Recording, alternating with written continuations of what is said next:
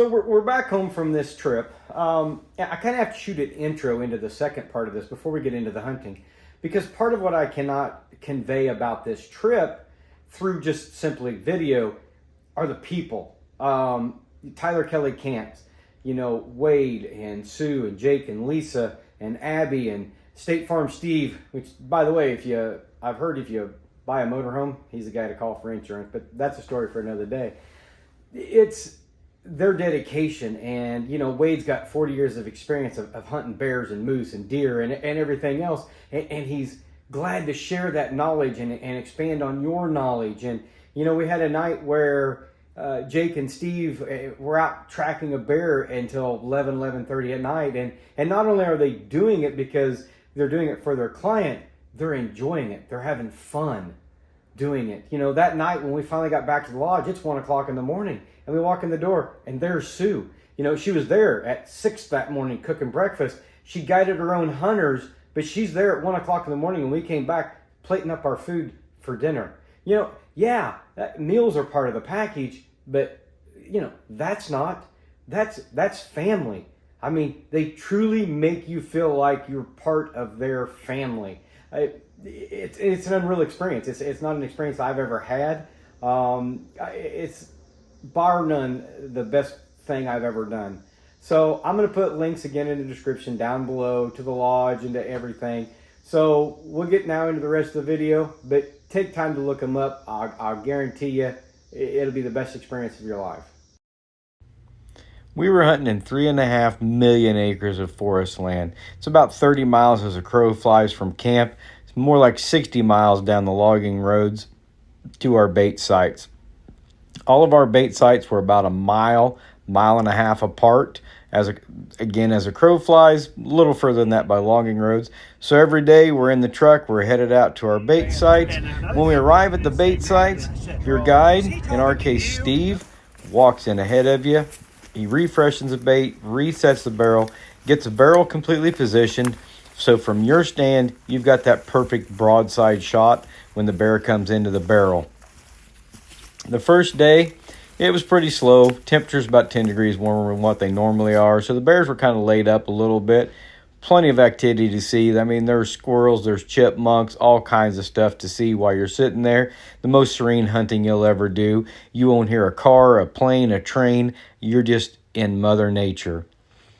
When I walked out that night to the logging road to meet my guide, I was taking in the beauty and taking photos, and next thing I know, I hear something up behind me. So I turn around, I got my light on, I'm trying to figure out what it is, and there's a bull moose not 40 yards up the road from me. I'm a Missouri boy. I don't know much about a moose other than they're temperamental, but boy, it wasn't very long. He wasn't 10 or 15 yards from me stomping his foot, and I thought, he either wants to fight or fornicate, and either way, I am on the losing end of this. On our way in that night, we did get word that Anastasia, another hunter in our camp, was lucky enough to harvest a bear. Great job, Anastasia.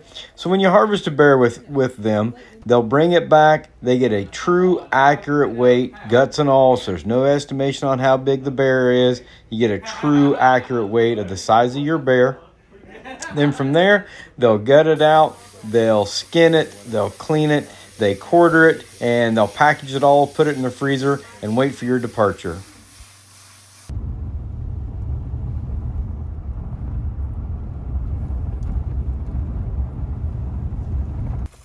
Day 2, much more of the same. Steve goes in, gets everything ready for you.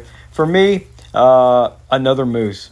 I'm the only guy in the world that sees moose from a bear stand. But yeah, I had another moose just down to the hill, splashing in the water hole the whole time I was there. Not much bear activity again, but it was definitely an enjoyable evening.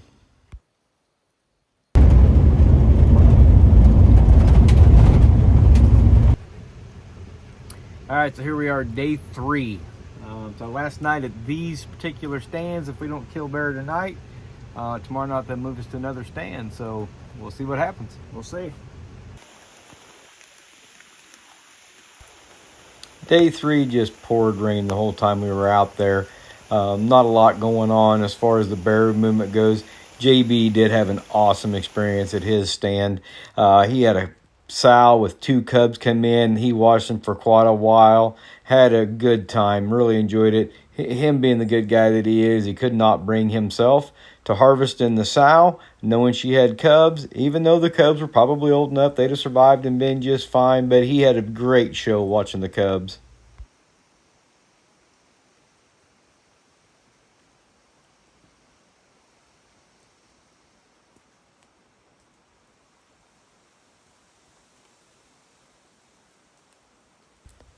Did I forget to mention day 3 moose? Yep, as soon as I walk out the logging road, day 3, third moose.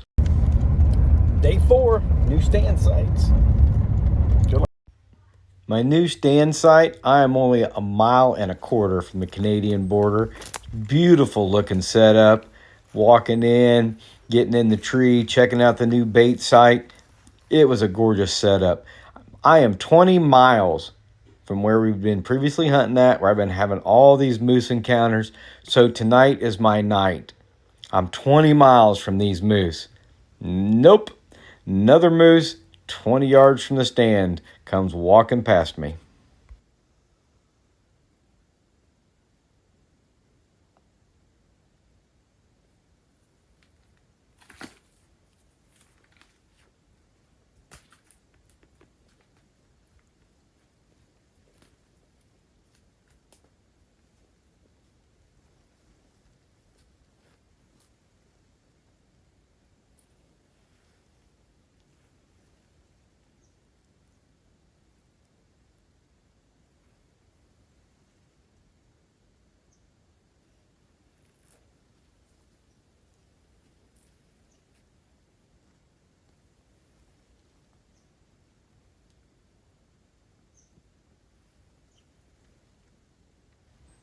I'm sure not seeing the bear I wanted to, but man, who can complain about having 4 moose encounters in 4 days? I am starting to think maybe I see if I can trade my bear tag for a moose tag, and then maybe I start seeing bear.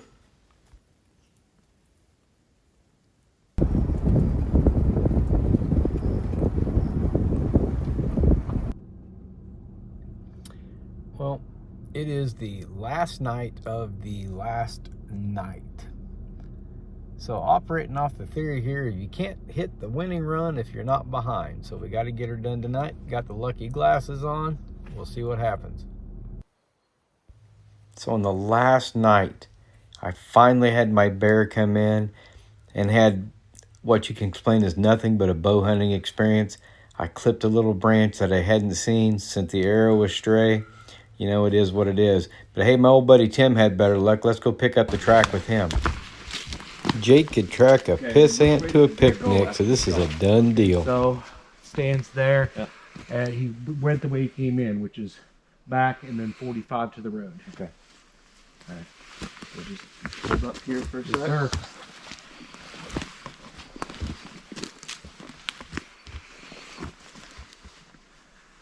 You got it going, too.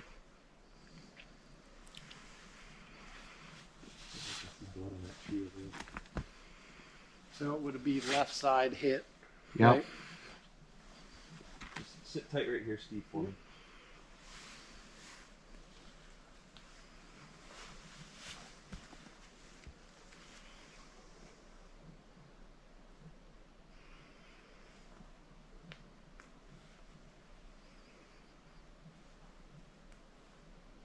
Did you hear anything, Tim? Yeah, I heard the smack, and then he let out what sounds like a buck snort. Yeah. All right, I got good blood right here. You guys can come up to this tree and put some flag on this.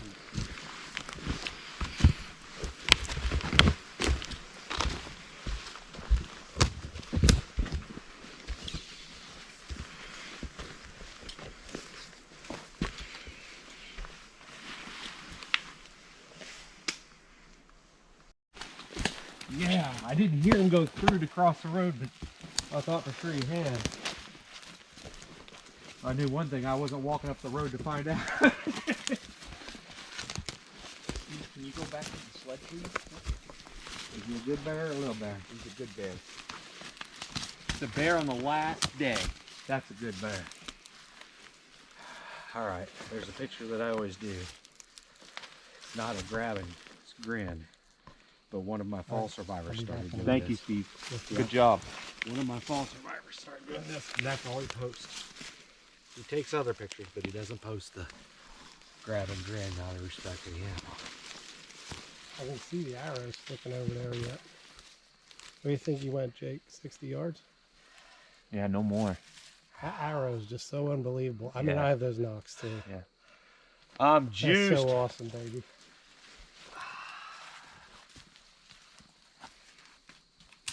Well, how big is he? Hey. No, seriously. Just for reference. 125. I would say 100. 100. Yeah. But he's my 100. He's your 100. Think of the week you had.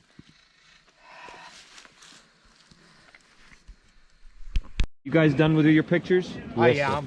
Whatever he's got, it's fine. Is that the road? Yeah, I told you. All right. The chest blaze is freaking awesome. So I want to do a picture. If you mind me stage one for you. no, Absolutely. sir. You know what you're doing. Okay. We're gonna go.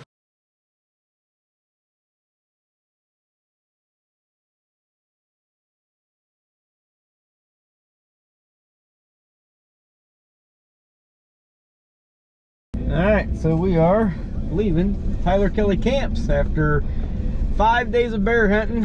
Whole lot of laughs. So, Tim, back here, killer, harvested a beautiful bear with a double blaze. You've already seen the recovery video. We put it in my suitcase. Yeah, we put it in his suitcase. It's a little one.